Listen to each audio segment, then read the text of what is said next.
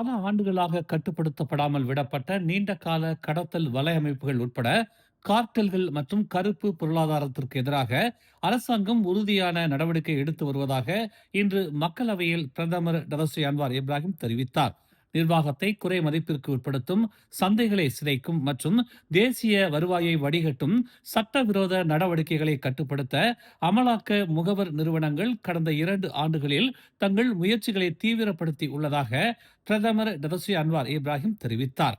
உள்நாட்டு வருவாய் வாரியம், பண மோசடி தடுப்பு வாரியம், மலேசிய லஞ்ச ஊழல் தடுப்பு ஆணையம் மற்றும் சுங்கத்துறை உள்ளிட்ட பல நிறுவனங்கள் இந்நடவடிக்கையில் ஈடுபட்டதாக அவர் கூறினார். இருப்பினும் நெட்வொர்க்குகளை அகற்றுவதற்கும் நிர்வாகத்தில் உள்ள பலவீனங்களை சரி செய்வதற்கும் நேரம் எடுக்கும் என்றும் அவர் குறிப்பிட்டார். கிராமப்புறங்களில் செல்ல பிராணிகளுக்கு சிகிச்சை அளிக்க கிழக்கு கடற்கரையில் முதல் முழுமையான வசதிகளுடன் கூடிய நடமாடும் கால்நடை மருத்துவமனையை பகாங் கால்நடை சேவைகள் துறையான டிவிஎஸ் தொடங்கியுள்ளது. கம்போங்கு சிரியா திட்டத்துடன் இணைந்து ஞாயிற்றுக்கிழமை செயல்பட தொடங்கிய இந்த மருத்துவமனையில் ஆலோசனை, அறுவை சிகிச்சை, மயக்க மருந்து, கூண்டுகள், பதிவு மற்றும் காத்திருப்பு பகுதிகளுக்கான அறைகள் பொருத்தப்பட்டுள்ளன. பூனைகள், நாய்கள், முயல்கள் மற்றும் வெள்ளரிகள் போன்ற விலங்குகளுக்கு அத்தியாவசிய சேவைகளை வழங்குவதற்காக ஒவ்வொரு மாதமும் மாநிலத்தின் ஒவ்வொரு மாவட்டத்திற்கும் நடமாடும் மருத்துவமனை வருகை தரும் என்று எதிர்பார்க்கப்படுகிறது. தடுப்பூசிகள், குடற்புழு நீக்கம் மற்றும் பிளே எதிர்ப்பு மருந்துகளை வழங்குதல், அத்துடன் செல்ல பிராணிகளின் உயிரை காப்பாற்ற உடனடியாக மேற்கொள்ள வேண்டிய சிறிய அறுவை சிகிச்சைகள் ஆகியவை வழங்கப்படும் சிகிச்சைகளில் அடங்கும் என்று பகாங் டிவிஎஸ் இயக்குனர் நோர் ஹலீசா அப்துல் ஹலீம் கூறினார். நடமாடும் மருத்துவமனைக்கு வெளியே சிகிச்சை வசதிகள் மற்றும் செல்ல பிராணி பராமரிப்பு தொடர்பான தகவல்களை ஒளிபரப்பும் ஒரு தொலைக்காட்சியுடன் கூடிய பார்வை பகுதியும் உள்ளது.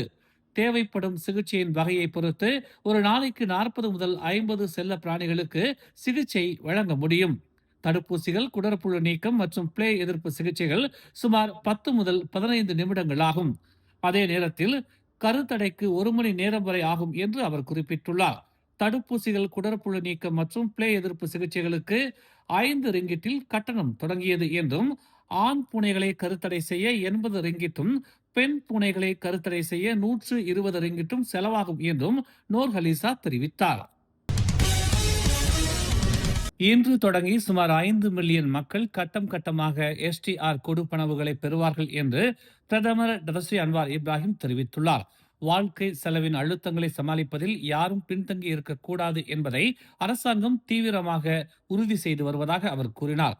தனது 2026 புத்தாண்டு உரையில் அறிவித்தபடி மடானி அரசாங்கம் இன்று 2026 எஸ்டிஆரின் கட்டம் ஒன்றுக்கான கொடுப்பனவுகளை வழங்க தொடங்கியுள்ளது. 3.7 மில்லியன் குடும்பங்கள் மற்றும் 1.3 மில்லியன் ஒற்றை மூத்த குடிமக்கள் அடங்கிய மொத்தம் 5 மில்லியன் பெறுநர்கள் அந்தந்த தகுதிகளின் அடிப்படையில் 100 ரிங்கிட் முதல் 500 ரிங்கிட் வரை பெறுவார்கள். பண்டிகை காலங்கள் போன்ற உச்ச காலங்களில் நிதி நிவாரணம் வழங்குவதற்காக கூடுதல் காலாண்டு உதவியாக எஸ்டிஆர் வழங்கப்படுகிறது என்று அன்வார் கூறினார். இந்த உதவியை பெறுநர்கள் முழுமையாக பயன்படுத்திக் கொள்ள முடியும் என்று தாம் நம்புவதாக அவர் தெரிவித்தார். ஜொகூர் இஸ்கண்டார் புத்ரி முத்தியாரா ரேனி காவல் நிலையத்தில் ஒரு நபர் தாக்கியதில் போலீஸ் அதிகாரியின் தோள்பட்டை, கண் மற்றும் காலில் காயம் ஏற்பட்டது. புகார் கவுண்டரில் 22 வயது சந்தேக நபர் அதிகாரி மீது மோட்டார் சைக்கிள் சக்கரத்தை வீசி பின்னர் அவரது முகத்தில் குத்தியதாக இஸ்கண்டார் புத்ரி காவல்துறை தலைவர் எம் குமரேசன் தெரிவித்தார். நிலையத்தில் அதிகாரிகளுடன் நடந்த போராட்டத்திற்கு பிறகு சந்தேக நபர் கைது செய்யப்பட்டார். சந்தேக நபரிடம் எந்த குற்ற பின்னணியும் இல்லை என்பது சோதனையில் தெரிய வந்தது. அவர் மனநிலை சரியில்லாதவராக தோன்றினார். மேலும் அவர் பரிசோதனைக்காக சுல்தான் அமீனா மருத்துவமனைக்கு அனுப்பப்பட்டதாக குமரேசன் நேற்று ஒரு அறிக்கையில் தெரிவித்தார். அந்த நபரிடமிருந்து கத்தி மற்றும் மோட்டார் சைக்கிள் பாகம் அடங்கிய ஒரு பையை போலீசார் பறிமுதல் செய்ததாக அவர் கூறினார். மேல் விசாரணை நடைபெற்று வருவதாக அவர் தெரிவித்தார். வரையறுக்கப்பட்ட அதிகாரம் கொண்ட ஒரு நடுத்தர நாடான மலேசியா அதன் வெளியுறவு கொள்கை முடிவுகளில் கொள்கை மற்றும் ராஜதந்திரத்தை கவனமாக சமநிலைப்படுத்த வேண்டும் என்று பிரதமர் டதஸ்ரீ அன்வார் இப்ராஹிம் இன்று தெரிவித்தார். தேசிய நலன்களுக்கான சாத்தியமான விளைவுகளை கருத்தில் கொண்டு அண்டை நாடுகள் மற்றும் நட்பு நாடுகளுடன் கலந்து ஆலோசித்த பின்னரே மலேசியா தனது சர்வதேச நிலைப்பாட்டை எடுக்கிறது என்று அன்வார் கூறினார். மலேசியா மிதமான வலிமை கொண்ட ஒரு மிதமான நாடு. அதனால்தான் எந்த ஒரு நடவடிக்கையையும் எடுப்பதில் நமது அண்டை நாடுகளுடனும் நட்பு நாடுகளுடனும் கலந்துரையாடல்களை நாம் பரிசீலிக்கிறோம் என்று அவர் இன்று பிரதமரின் கேள்வி நேரத்தின் போது நாடாளுமன்றத்தில் தெரிவித்தார்.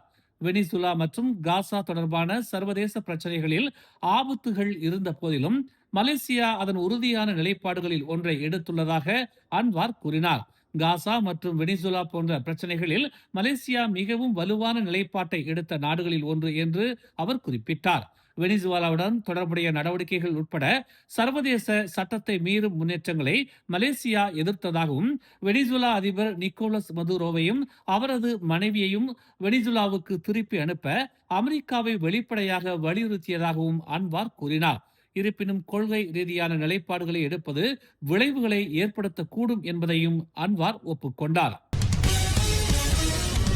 நேற்று நடைபெற்ற நாடாளுமன்ற கூட்டத்தொடரின் தொடக்கத்தில் மாட்சிமை தங்கிய மாமன்னரின் அரச உரை தவறாக மொழிபெயர்க்கப்பட்டதாக கூறப்படும் ஒரு சீன மொழி நாளிதழை மலேசிய தொடர்பு மற்றும் பல்லுலக ஆணையமான MCMC விசாரித்து வருவதாக தகவல் தொடர்புத்துறை அமைச்சர் ஃபாமி ஃபாஜில் தெரிவித்துள்ளார்.